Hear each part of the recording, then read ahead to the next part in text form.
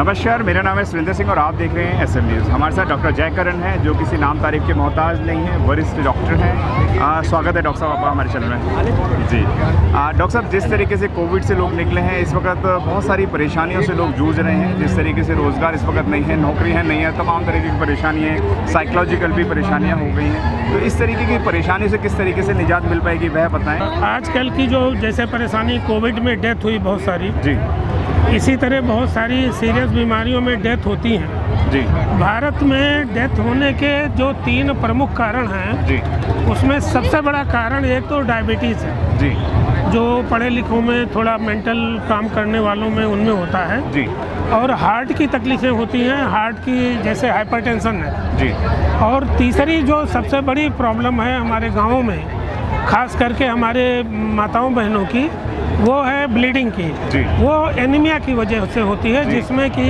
Haemoglobin का level जो है वो नॉर्मल जितना रहना चाहिए उससे बहुत कम हो जाता है। जी। जैसे अभी दौसा में एक कांड हुआ था डॉक्टर अर्चना का, जी जिनको जो मरीज पे ठीक कर रही थी, उस मरीज को था PPH। अब PPH क्या होता है? ये पोस्टमार्टम हेमरेज होती है। जी। हेमरेज, जब हेमरेज शब्द कहीं भी आता है जी। तो वो सीधे हीमोग्लोबिन से रिलेटेड होता है। जी।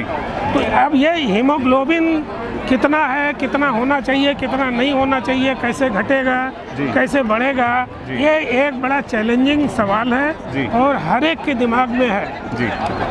सबसे बड़ी बात यह है कि ये हमारा सिस्टम, भारत सरकार के बहुत सारे प्रोग्राम चलाए जा रहे हैं। जी। अब जैसे पोषण 20 चलाया जाता, पोषण माह चलाया जाता, न्यूट्रिशन के नाम पे बहुत सारा इन्वेस्टमेंट किया जाता है और बड़ा काम सरकार कर रही है। जी। लेकिन जो पोषण की जड़ है, वो जिसकी वजह से परेशानी है, वो एनीमिया की है, लोहे की, आयरन की कमी जो होती है, जिसमें हीमोग्लोबिन जो है वो अगर कम होता है तो उससे माताओं बहनों की डेथ ज़्यादा होती है। जी। अब सवाल ये है कि इसको ठीक कैसे किया जाए। ठीक करने का सबसे अच्छा तरीका होता है कि आपको जानकारी हो। जी।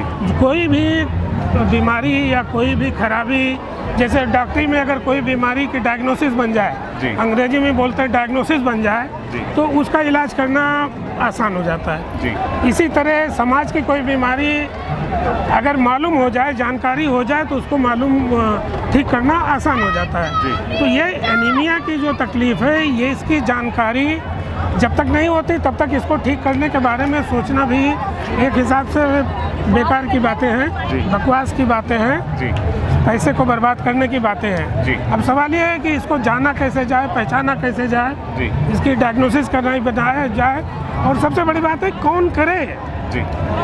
जैसे मान लीजिए कोई परेशानी है किसी के पास, तो उसकी परेशानी दूर करने की सबसे ज़्यादा जिम्मेदारी उसकी अपनी होती है। इसी तरह आयरन की कमी या खून की कमी या एनीमिया की बीमारी जिसको है, अगर उसी को आप ये हथियार दे दो कि वो खुद पता करके और उसका समाधान करे, तो ये प्रॉब्लम हल करना पूरे देश में बहुत आसान है। बाबा साहब के ये आज के जयंती का जो टाइम है, इसको हमने इसलिए चूज़ किया है क्योंकि इसमें हमारा समाज एक हिसाब से अपना जागरूक बहुत होता है और मेंटली बहुत अलर्ट होता है और हर चीज़ एक्सेप्ट करने के लिए तैयार रहता है। तो इसमें अगर आप उसको खुद मालूम हो जाए कि हमारा हीमोग्लोबिन आज 2 है या 5 है या 8 है, 12 होना चाहिए, 10 होना चाहिए, 14 होना चाहिए, तो ठीक करने का तरीका वो ढूंढ लेगा।